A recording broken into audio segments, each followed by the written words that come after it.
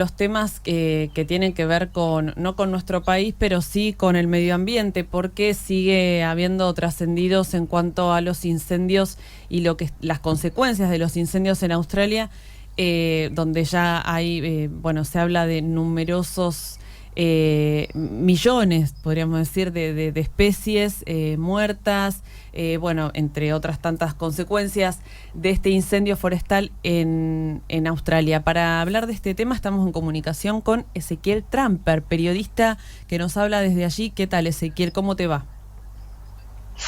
Encantado, un gran gusto hablar con todos ustedes. Un placer.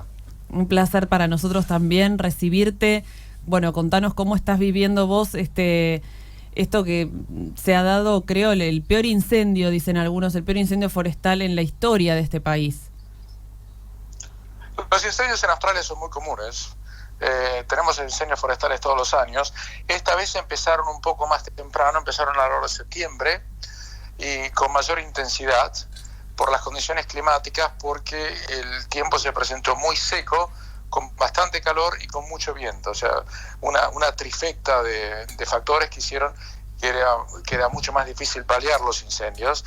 Se han quemado más o menos unos 17 millones de hectáreas, 10 millones en las zonas del este del país, en New South Wales y en Victoria, y especialmente, y después 7 millones en el territorio del norte, que no es eso es común en esta época del año. El tema en Australia es si esto fue provocado por el cambio climático o no. En realidad el fuego no fue provocado por el cambio climático. La gran mayoría de los incendios fueron intencionales. Aunque parezca mentira, me imagino para la audiencia sí, que escuche esto, pero el calor de por sí no genera incendio. La única manera que un incendio se puede producir es si hay un rayo, y no hubo. Más de la mitad de los incendios aparentemente fueron intencionales, y la gente que los provocó, muchos de los cuales han sido procesados. Incluso algunos políticos llegaron a hablar hasta de terrorismo ecológico. Pero el tema, para que se entienda bien desde una óptica argentina, el cambio climático en Australia provocó una grieta. Yo no vivo en la Argentina hace 30 años, pero soy consciente de que existe una grieta política, de la cual obviamente no me voy a explayar.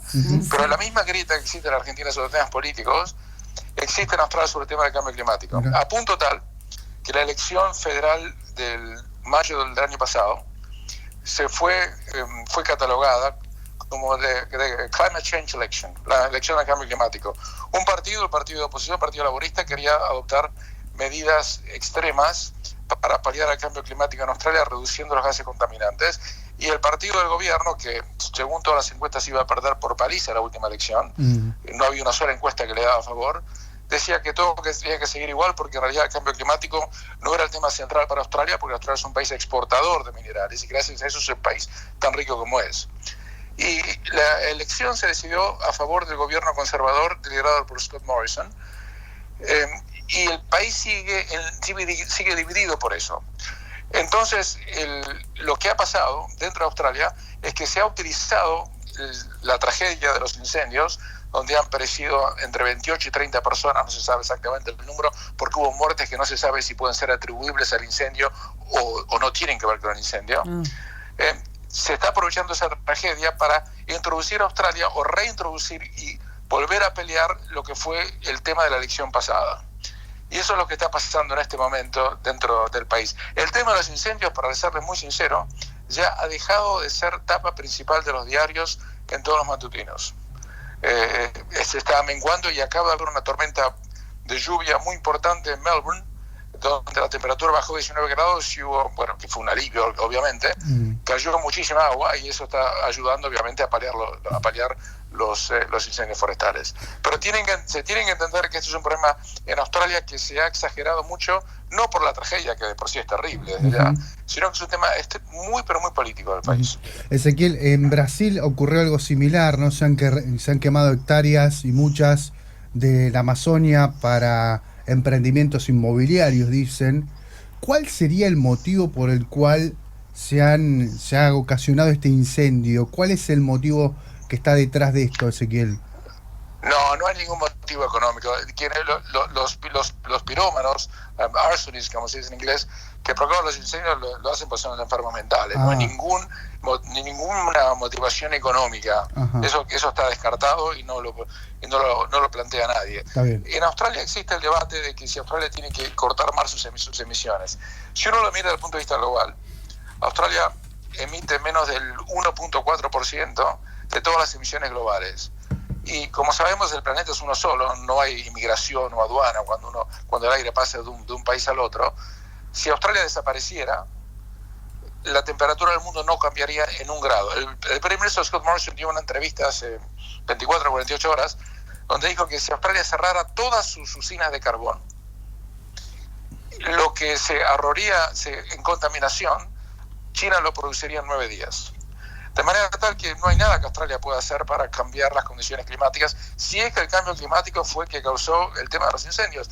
Lo que muchos dicen que sí, otros dicen que no, y en realidad no lo sabe con estricta certeza absolutamente nadie, ¿verdad? Lo que sí el gobierno de Australia dice que tiene que hacer es que tiene que estar preparado para paliar los incendios mejor de lo que estuvo en esta oportunidad, claro. Porque se perdieron, hubo enormes pérdidas materiales, además de las pérdidas humanas. Pérdidas humanas, ¿tenés una cantidad, una cifra ya de la cantidad? Humanas, perdón, no les escucho bien. Las pérdidas las fatalidades son entre 28 y 30 personas más o menos. Y para poner esto en perspectiva, hubo incendios terribles en Melbourne, en las afueras de Melbourne en el 2009, y en un solo día murieron 183 personas. O sea, desde el punto de vista de pérdida humana, obviamente 28 muertes es demasiado, pero no es una tragedia para lo que es el planeta Tierra hoy por hoy, una tragedia, digamos, apocalíptica, ni bíblica, ni mucho menos. Es una tragedia, nada más. Pero sí hubo... Pero reitero, el problema estrictamente en Australia se ha convertido en un tema político. El tema del cambio climático es un tema político, como imagino ustedes lo sabrán, donde hay mucha gente que está detrás de la agenda que dice que el cambio climático está por terminar con el mundo, es una agenda económica. Si uno se fija estrictamente cómo han subido los índices de la Bolsa de Nueva York, de todas las compañías que cotizan allí, que están pregonando por energía solar, eólica o parecida, o fuentes renovables, se dan cuenta que en el último año subieron un 70-80%. Claro. ¿Por qué? Porque están pidiendo, y todas esas empresas no ganan plata de por sí, tienen todos subsidios gubernamentales. Así como tienen subsidios gubernamentales las empresas que queman carbón y producen petróleo, pero también los tienen del otro lado, y hay una pelea económica detrás de todo esto. Por eso yo invito a la audiencia a que tenga un panorama mucho más amplio y no piense que en Australia estamos en un incendio que no podemos salir a la calle, porque la vida continúa exactamente igual que hoy. Puede estar ustedes en La Plata, en Buenos Aires o en Catamarca. La vida, los restaurantes están llenos, los cines están llenos, la gente va y viene, trabaja, va a la corte, va al contador, todo lo mismo, ¿no? Nada ha cambiado. Los incendios son en las zonas rurales, que afectaron una parte grande del país, pero donde no vive prácticamente nadie. Ezequiel, ¿qué es lo que faltaría entonces para terminar de controlar totalmente, de apagar el incendio? Eso va a tardar mucho tiempo. Eso va a tardar mucho tiempo porque depende de las condiciones climáticas. Están trayendo aviones hidrantes del extranjero, que son zonas vastísimas. Hay zonas de Australia donde la Patagonia parece la calle Florida.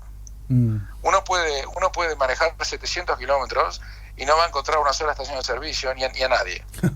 Son zonas absolutamente inhóspitas, no hay nada. Ustedes fíjense que Australia es un continente enorme y somos 25 millones de personas, de las cuales 5 millones y pico viven en Sydney, 4 millones y pico viven en Melbourne, 1,5 millones vive en Brisbane, 1 millón en Adelaida, casi 2 millones en Perth, y después queda todo el resto del país completamente vacío. ¿No? Entonces es muy, pero muy difícil.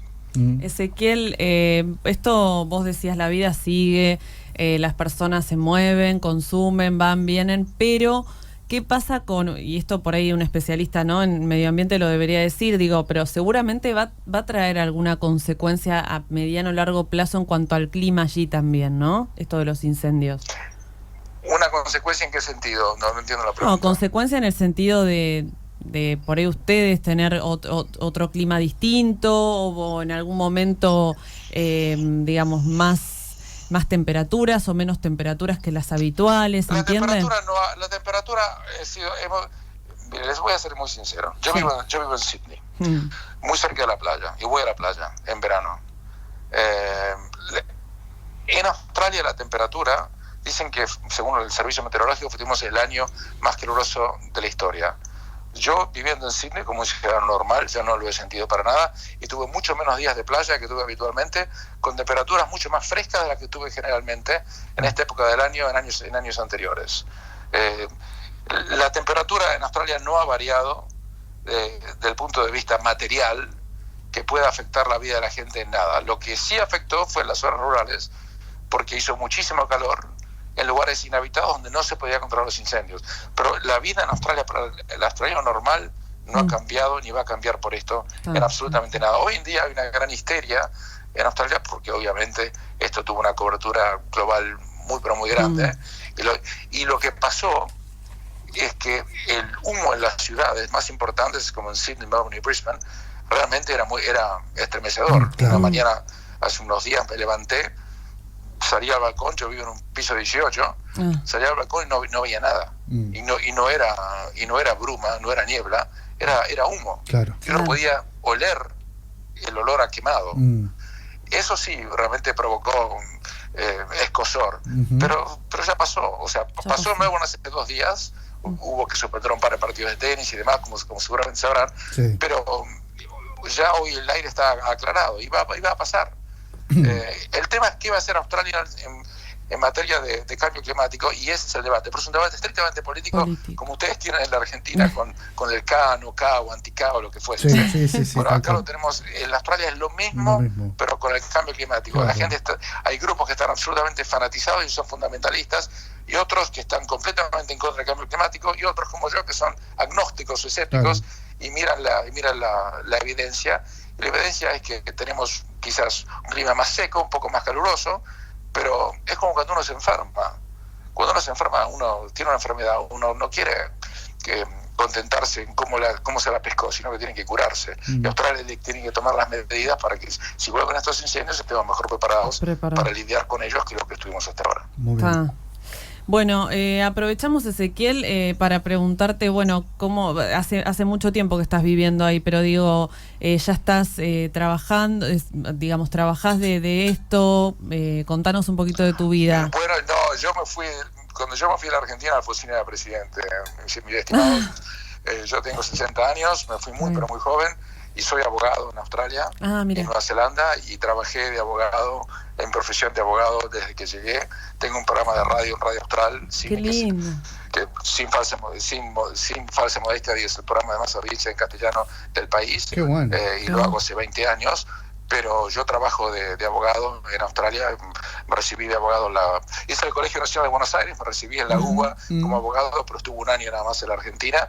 Después me recibí de abogado en Estados Unidos y ya nunca más volví. Viví en Nueva Zelanda y Australia desde muy joven y ejercí la profesión de abogado en inglés, obviamente, en esta parte del mundo. O sea que he pasado más de la mitad de mi vida del otro lado del Océano Pacífico. ¿Pero por qué? Voy de vez en cuando a Argentina.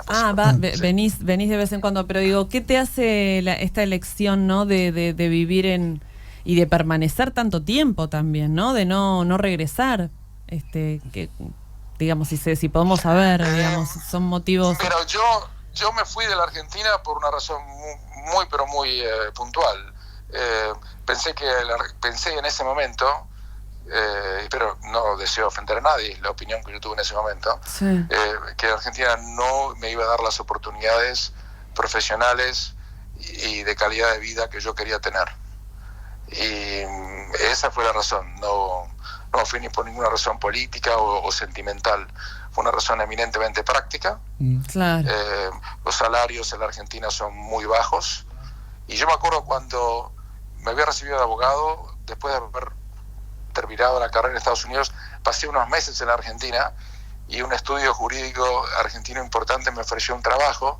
Y cuando me dijeron cuando me iban a pagar, yo le dije: mire, muchacho, con mucho respeto, por ese dinero me voy a lavar copas a Queens.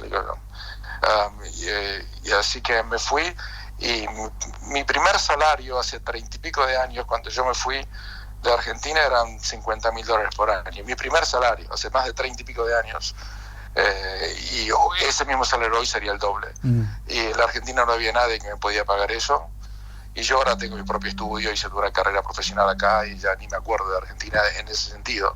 Pero la razón por la cual me fui porque me parecía que el país no reunía las condiciones que yo pretendía para tener una vida como la que yo quería tener. Ahora estoy casado, obviamente, tengo hijos ya universitarios, uno ya es abogado también, y toda mi familia es de acá. O sea, tengo alguna familia argentina con mi madre, pero todo el resto de mi familia vive en esta parte del mundo. ¿Y cómo nos ves? ¿Cómo ves al país?